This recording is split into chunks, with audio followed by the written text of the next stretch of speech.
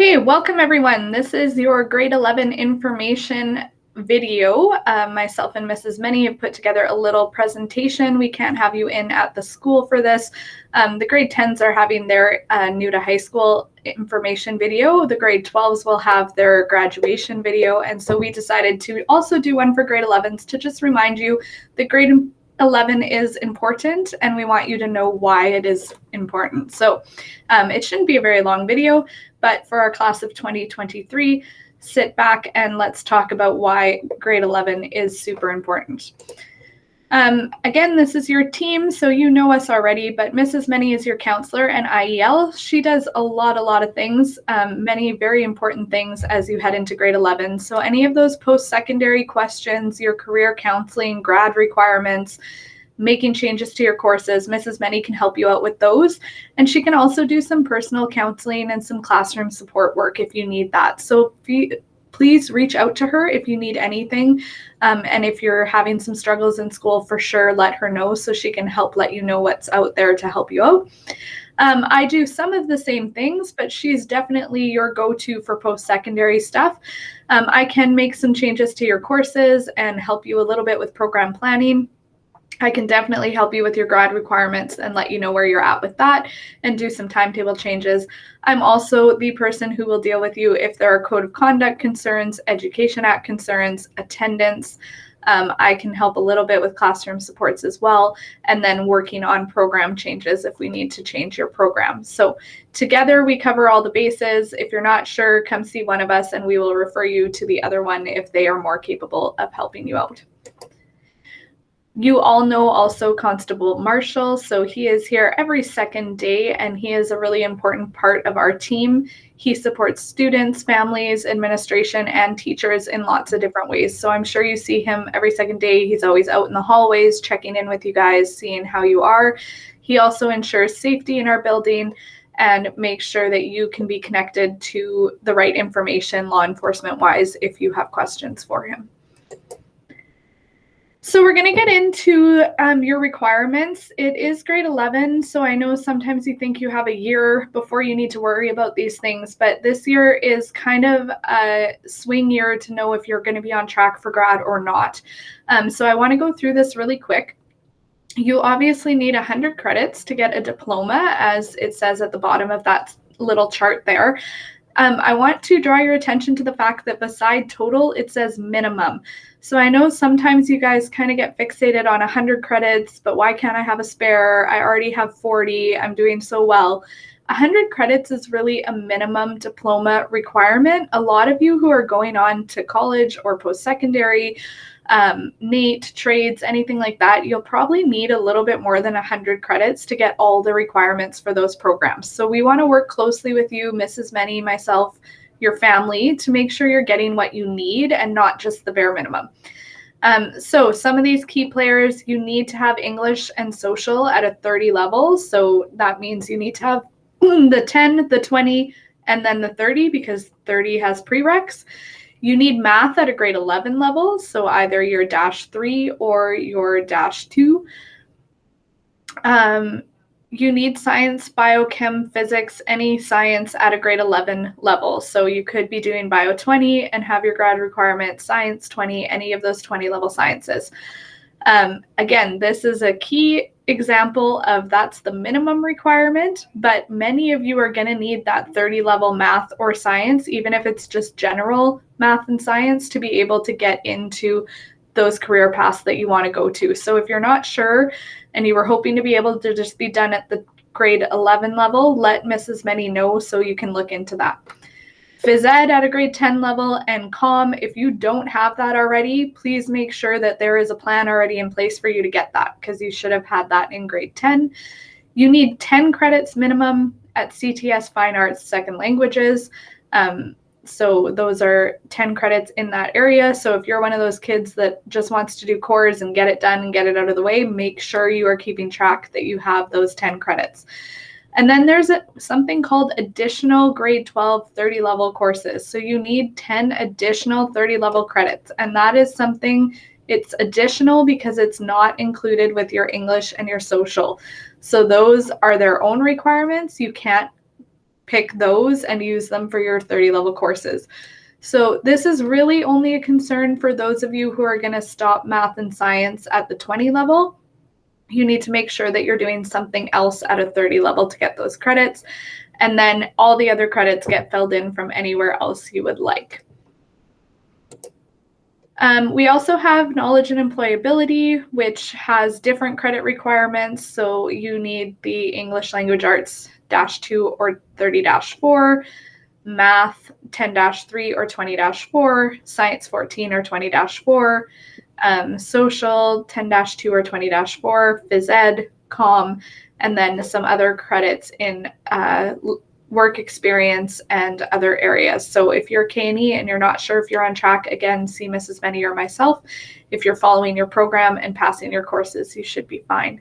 And then we also have in our building our life academic work skills program, laws. So those students have their own programming that is specific and tailored to them, and we see them out and about all the time. I'm going to go over some really important things with our bell schedule. Parents, we would have already discussed this numerous times with your students, but just to make sure everybody's on the same page, we have seminar at the end of the day this year. That is different than last year. I want to be really clear, this is not an early dismissal. So please, students, don't have your employers scheduling you into work at 2:30 because you get off at 2:27. This is time that you should still be in the classroom getting help from your teachers or working on your assignments. We have structured this time to help students ensure that they can get that one-on-one support that's not in the normal class time and ensure that you're on track. So getting teachers to read over essays, looking over quizzes that you did poorly on, getting some extra help on that homework so you're not stuck at home getting frustrated because it took you 2 hours to get through, what should have been a half-hour assignment. Lunch is a shorter lunch this year. We only have about 40 minutes. I want to reiterate that we have lots of areas for students to eat. It's not just the lounge and the cafeteria. So of course you can go outside. We have lots of outdoor space in our building, which we are very, very lucky to have. And students are, of course, welcome to go off grounds, to walk home, or do whatever they want to do, run to McDonald's or wherever. We also have many, many classrooms open for students to eat in. So if the lounge and cafeteria are too crowded, there's lots of other options. And there's also the cafe. We've brought back DLR this year. So DLR stands for Directed Learning Room. Our grade 11s would not have had this last year. They would have had exam room.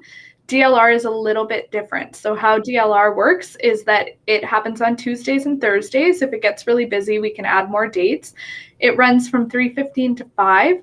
And this is a room where students can come to complete outstanding assignments, projects, or exams. I need to let you know, because some students were asking about this, and I want to just remind parents, this is not an optional thing if you're assigned by a teacher. So if a teacher assigns a student because they haven't done an exam or they're really behind on work, we expect them to arrive and we expect them to make accommodations to get home. If you skip DLR numerous times, I will be having a conversation with you and imposing other consequences for that. It's really important. It's very helpful to get you caught up. Another thing on my portfolio is attendance. So we just want to draw your attention. I know we've talked about this a lot, and a lot of you learned this last year. In a quarter system, attendance is even more important than normal. So absences, whether they're excused because you were sick or unexcused because you skipped, they impact learning no matter what. It's your responsibility as a student to get a hold of your teacher, either by email, ask for a Gmeet, Google Classroom, Moodle if you're in a science class or a CTS course that uses Moodle, or any other class website your teacher has directed you to in their course syllabus. So that will help you stay up to date. A 10% absenteeism shows a direct correlation to failure of courses. So if we're looking at a quarter system, 5 or more absences in a 40-day quarter is actually already at 12.5% absentee rate. So please make sure you're attending. Make sure you're keeping up if you're not. We know that this is, again, a really hard year with sickness and restrictions in place, so do your best. We may connect with you if you have reached that 5 or more absences to talk about what the context is, what the plan is to get that work done and to get you succeeding in your class. And sometimes that leads to alternate programming or rescheduling of your courses. And I will hand it over to Mrs. Meny to go over some really important post-secondary information with you. So I just wanted to remind you again that marks count. So even though grade 11 seems like the middle year, it actually can be a very important year as far as marks are concerned. So for those of you who are going off to college or university, some sort of post-secondary, we'll be applying next year. And those grade 11 marks are the marks we'll be submitting for entrance admittance. So basically, you're going to want to do really well in grade 11 because that's the average they're going to look at. There are even programs that you can apply to this year. Yes, in grade 11, if you'd like to go to the University of Concordia, you actually can apply this year starting in July and then be accepted and know already all of grade 12 where you'll be going. So that takes some of that pressure off. And the next one is just to remind you that grade 11 marks do count towards scholarships. So we all have heard about the Rutherford Scholarship. You can get that for grade 10, 11, and 12. So if you have the average within the 75 or higher, you are eligible for some money. That scholarship is not applied for until you are accepted into post-secondary. So even though they use your grade 11 marks to award you those scholarships, we don't apply for them until after we've graduated on our entering post-secondary. The other thing I wanted to remind you is to apply for your Mypass. So some of you may have done this last year in your comm class or on your own, but for those of you who have not, Mypass is really important. You need Mypass to order your official transcripts, to look at your diploma exam results, and it is a really good way to track your credits and know if you're on track for graduation because it shows all of the courses you've taken and all of the marks that you've had so far. You will need a Mypass by the time you do any diploma exams. So for those of you who are working ahead, there are some grade 11 students taking grade 12 courses this year. You will not know your results of your diploma exam if you do not have a Mypass. So you need it before you write your diploma exam. And so it's good to get it now, get it out of the way so you don't have to worry and scramble for this when we start grade 12. In order to get your Mypass, you need your Alberta student number, you need a personal email address, and you need to make sure you have the correct mailing address in our system. So if you've moved in the last year, just make sure it's updated in your PowerSchool so that your Mypass will connect properly. If you have trouble getting your Mypass, there is a helpline, the number's on the slide, but you can also come and see me in the office, Miss Weeb, or anyone will help you to get connected with that.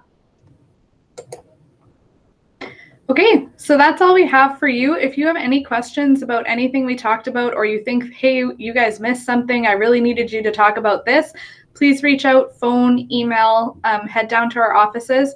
We're really excited to see where this year takes us. We're hoping for a smoother year than last year, and we want to make sure you guys make this year count. And we're excited to celebrate class of 2023 in a few short years. Thank you so much for sticking in there and getting this information, and we look forward to continuing to work with you this year.